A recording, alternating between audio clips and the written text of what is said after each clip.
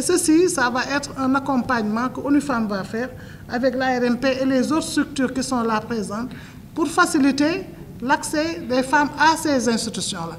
Parce que aussi, c'est des institutions de porteurs de marché et de marché public. Et il faudrait que les femmes puissent comprendre comment accéder. On ne parle pas de marché public, mais il y a le privé aussi. Et je pense que le privé, c'est une bonne opportunité pour les femmes.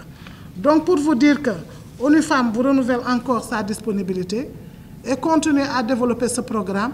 La première vague de femmes qui ont été formées, je parle de plus de 500 femmes, vont être accompagnées parce qu'elles ont déjà les supports et les outils, mais il faudrait qu'on continue à les accompagner, à les suivre pour voir est-ce que cette formation a permis d'avoir accès à ces marchés. Et aussi, il faut continuer à les suivre.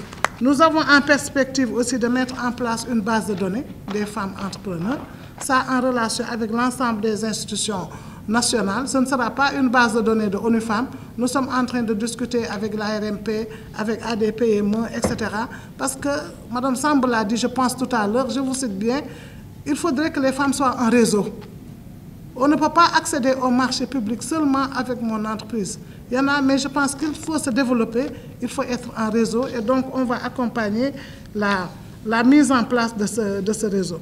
J'avais beaucoup aimé, à Thiès, on a été à une session de formation et les femmes nous ont dit qu'on s'est rendu compte que kenn rek mënul def dara. Les femmes qui font les pâtisseries, je pense, il y en a qui devraient fournir l'armée, les céréales locales, etc. Et finalement, elles se sont regroupées pour répondre à ces marchés. Donc, nous réitérons aussi nos disponibilités et nous demandons aussi à nos sœurs, femmes chefs d'entreprise, de ne pas aller vers la concurrence. Il faudrait, c'est le réseau, maintenant on parle surtout de masse critique de femmes, c'est le réseau qui va nous permettre de renforcer nos capacités et de pouvoir répondre à ces marchés.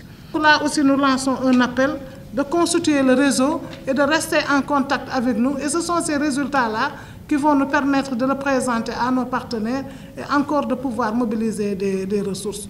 Ça ne peut pas s'arrêter là et comme a dit le directeur général tout à l'heure, il faudrait avoir toutes les compétences pour pouvoir compétir dans les processus de passation de marché.